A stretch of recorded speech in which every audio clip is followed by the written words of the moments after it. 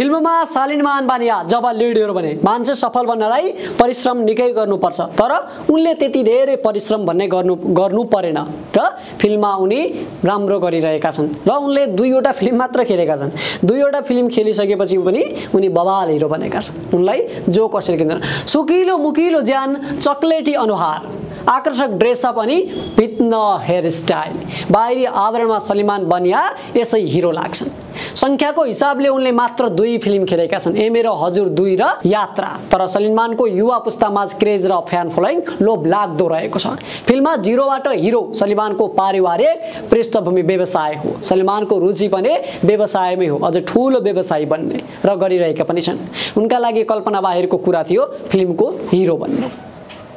त न सलिमानले अभिनय सिकेका थिए नृत्यमा भने उनको बाल्यकालबाट रुचि थियो अचानक अभिनेत्री झरना थापाले उनलाई फिल्म ए मेरो हजुर 2 मा अफर गरिन् सुरुमा त सलिमानलाई साइड लाग्न खोजेका थिए मलाई अभिनयको ज्ञान नै थिएन त्यसैले सुरुमा राजी थिइन उनले भने सलिमान सम्झन्छन् तर उहाँमा नृत्य गर्नेले अभिनय गर्न सक्छ भन्ने विश्वास रहेछ झरनाले सलिमानलाई फिल्मका लागि हौसला प्रदान गरिन् सलिमानले अडिसन दिए फिल्ममा अनुबन्धित भए ए मेरो हजुर 2 निर्माण भयो प्रदर्शनमा आयो सलिमान छक्क परे कारण उनले पहिलो फिल्मबाट अपेक्षा भन्दा धेरै गुण माया पाए पहिलो फिल्मबाट सलिमानले दर्शकमा लोभलाग्दो क्रेज बनाए फ्यान फलोइङ बढै भयो फिल्म खेल्न साह्रै गाह्रो पनि भयो उनी भन्छन् सलिमानले पहिलो फिल्मबाट नेम र फेम दुवै पाए तर उनलाई फिल्म खेल्नु साह्रै गाह्रो काम लाग्यो सलिमानले सोच्न समेत भ्याइसकेका थिए अब फिल्म यात्रालाई पूर्ण विराम लगाउँछु उनी काठमाडौँमा सम्पन्न परिवारमा जन्मे हुर्केर सर्लक्कको बाटोमा हिड्ने सलिमानलाई सुटिङमा उकालो ओरालो हिड्नु पर्यो ए मेरो हजुर 2 को केही भाग मनाङको तिलोचमा सुटिङ भयो सलिनकै भनाइमा त्यहाँ उनले आफ्ना लागि धेरै गरौँ परिस्थिति झेल्नु पर्यो शौचका लागि जंगलतिर दौड्नु पर्यो लगातार सुटिङ गर्नु पर्दा म एकदमै थाकेको थिए उनी सुनाउँछन् त्यही कारण त मैले ए मेरो हजुर 2 पछि कुनै पनि फिल्म साइन गरेको थिइन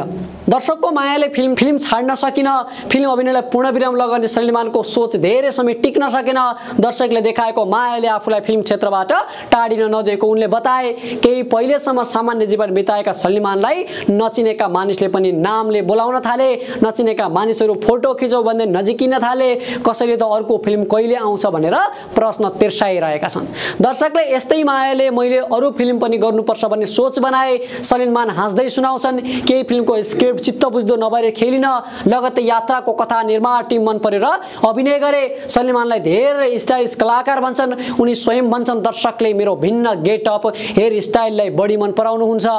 तर सलिमान स्टाइलिश कलाकारसँगै अभिनयका कारण पनि दर्शकमा चिनिन चाहेका बताउँछन् उनी आउँदा दिनमा आफ्नो अभिनयको पनि चर्चा हुने बताउँछन् भन्छन् म त अहिले धेरै कुराहरू सिकिरहेको छु आउँदा दिनमा नयाँ कुराहरू सिक्दै भएका कमी कमजोरी सुधार्दै अघि बढ्ने छु सलिमानको दोस्रो फिल्म हो यात्रा फिल्मलाई लिएर उनी निकै आशावादी थिए आफूले गरेको मेहनतको प्रतिफल आउने बेला भएको थियो एकदमै उत्साहित थिए सलिमान सुनाउँछन् यात्राकै कथामा फिल्म निर्माण गरिएको थियो फिल्मभित्र सलिमान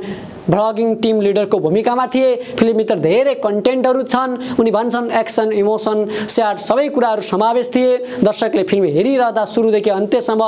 इन्टरटेनमेन्ट लिनुहुनेछ सलिमान थप्छन् यात्रामा लागेपछि मैले अन्यत्र ध्यान दिएको छैन त्यसैले फिल्मलाई लिएर धेरै नै आशावादी छु भनेर उनले भने सलिमानले आउँदा दिनमा फिल्म पनि खेल्नु छ अनि व्यवसायलाई पनि निरन्तरता दिनु छ छनौट गरेर मात्र फिल्म खेल्छु अनि बिजनेसलाई पनि सँगसँगै लैजान्छु सलिमान योजना सुनाउँछन् यद्यपि दुवै क्षेत्रमा आफूले सिक्ने क्रम चलिरहेको उनी बताउँछन् सलिमान स्वास्थ्यप्रति सचेत छन् व्यायाम गर्ने पानी धेरै पिउने शरीर व्यवस्थित गर्ने कुरामा विशेष ध्यान दिन्छन् हरेक पटक आफूलाई फरक स्वरूपमा देखाउन प्रयत्न गर्छन् बिहान